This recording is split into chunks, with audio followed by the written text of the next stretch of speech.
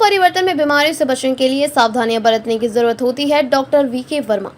मौसम में बदलाव जैसे ठंड से गर्मी होना, बारिश से धूप निकलना, गर्मी के बाद सर्दी होना, जैसे कि अभी मौसम है, मौसम में होने वाले बदलाव मूड में उतार चढ़ाव पैदा कर सकता है।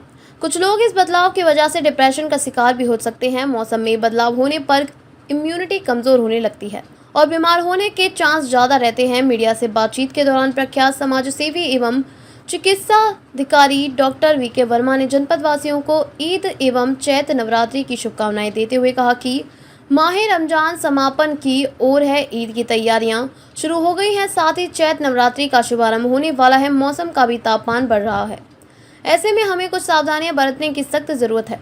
रोजाना 3 से 4 लीटर पानी पिए। मौसमी फलों का सेवन करें। तरबूज, खीरा, ककड़ी, नारियल पानी, जूस और सत्तू का शरबत पिए। हल्के और ढीले कपड़े पहने। दिन के सबसे गर्म समय में छाया की तलाश करें या घर के अंदर ही रहें। त्वचा को सूरज की हानिकारक किरणों से बचाने के लिए सनस्क्रीन लगाएं। शारीरिक गतिविधि जैसे कि लंबी पैदल यात्रा, बाइकिंग, तैराकी या पैदल चलना करें। आराम और नींद को प्राथमिकता दें। अपने घर को ठंडा रखने के लिए एयर कंडीशनर, पंखे और कूलर का इस्तेमाल करें। कम मसालेदार खाना खाएं। तेल और मिर्च मसालों का इस्तेमाल कम करें। नियमित व्यायाम करें। उन्होंने कहा कि प्रयास करें कि हमेशा ताज़ा भोजन करें। पानी अधिक पिए। भोजन में सलाद का अधिक इस्तेमाल करें। तेल मसाले से थोड़ा परहेज करें, साथ ही फलों का सेवन अधिक करें। उन्होंने कहा कि बीमारियों से बचने का सबसे आसान तरीका है हाथों को साफ रखना। हमारे हाथ हमेशा ही गंदे रहते हैं क्योंकि ज़्यादातर लोग अपने हाथों को सामने रखकर खांसते या छींकते हैं या फिर पूरे समय अपनी नाक को हाथों से ही पोंछते रहते हैं। इसलिए अपने हाथों को साबुन और पानी से अच्छी तरह धोएं। बेहद ज़रूरी है कि अगर आप ऐसी जगह पर हैं जहां आप हैंड वॉश नहीं कर सकते तो उस परिस्थिति में सैनिटाइजर का प्रयोग करें।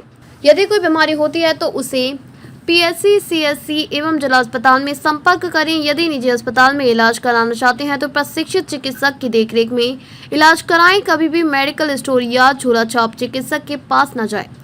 आइए देखते हैं रिपोर्ट। का बदलाव हो रहा है, रमजान समाप्त हो रहा है और ईद भी आ रही है, साथ में नवरात्र शुरू हो रहे हैं, तो ऐसे में खास काम की क्या है? देखिए, मौसम परिवर्तन हो रहा है और इस समय ठंडक लगभग समाप्त हो चुकी है और गर्मी का मौसम आ चुका है। तो गर्मी के मौसम में इस समय बाहर धूल अधिक उड़ते हैं, तो सबसे पहले तो हमको खान-पान पर विशेष ध्यान देना चाहिए, जिसमें स्वच्छ भोजन हो, स्वच्छ पानी हो और साफ-सुथरा बाहर के सामान ना खाएँ।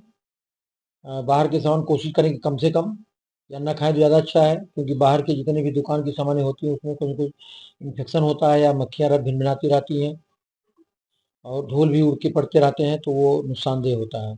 हमको घर पे स्वच्छ ताज़ा भोजन और पानी, स्वच्छ पानी मैंने पहले बताया इसको, और फल, ताज़े फल हों, अगर खरीद कर लाते हैं तो उसको पहले साफ-सुथरा करके पानी में उसको खूब अच्छे धो करके इसके बाद 1-2 घंटे बाद खाएँगे तो ज़्यादा अच्छा रहेगा।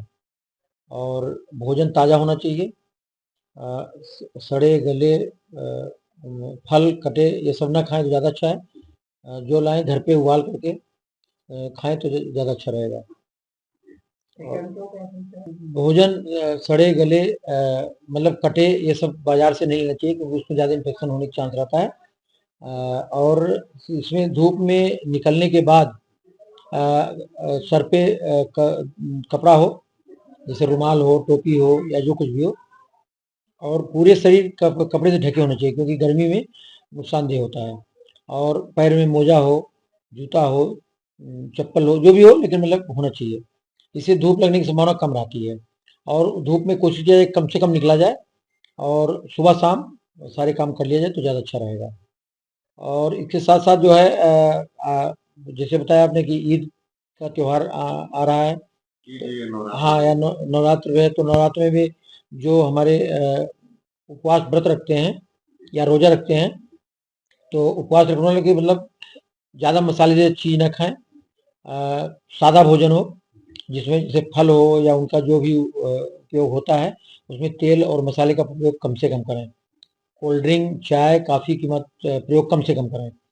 और रोज़ा रखने वाले भाइयों से ये निवेदन है कि जो भी हो उनके लिए भोजन साफ-सुथरा, स्वच्छ हो, मसाला कम हो, और फल जो खाएँ वो रसदार फल हो, जिसमें पानी की मात्रा ज़्यादा हो, जैसे तरबूज है हुआ, खरबूज हुआ, ककड़ी हुआ।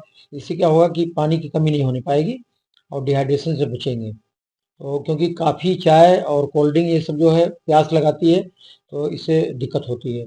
तो रोज़ा रखने वाले के लिए ये ठीक है, और उपवास रखने वालों के लिए भी अगर स्वच्छ भोजन और ताज़ा फल खाएंगे तो अच्छा रहेगा, शरीर भी स्वस्थ रहेगा और उनको कोई परेशानी भी नहीं होगी। सर नवरात्र में ज्यादातर लोग आलू का सेवन करते जी। हैं, तो ये कितना होता अब देखिए, आलू अरुई का सेवन करते हैं, लेकिन ये है कि अगर शुगर पेशेंट है तो खाएंगे तो उससे परेशानी बढ़ेगी।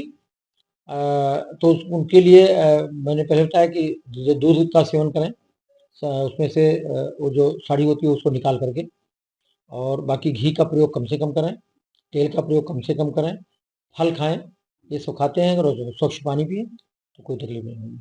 किसी भी हमारे नवरात्र या उपवास रखने वालों के लिए कोई परेशानी होती है, डिहाइड्रेशन होता है, पानी की कमी होती है, या रोज़ा रखने वालों को कोई तकलीफ होती है, उल्टी, मिचली, पेट दर्द, गैस या कोई भी परेशानी होती है, तो तत्काल नज़दीक के प्राथमिक स्वास्थ्य केंद्र, सामुदायिक स्वास्थ्य केंद्र, जिला चिकित्सालय या अच्छे डॉक्टर से संपर्क करें, तत्काल इलाज होगा तो कोई परेशानी नहीं होगी। अंत में मैं सभी नवरात्र व्रत रखने वालों के लिए और रोज़ा रखने वालों के लिए मैं अपनी तरफ से शुभकामनाएँ देते हैं। जय हिंद, जय भारत।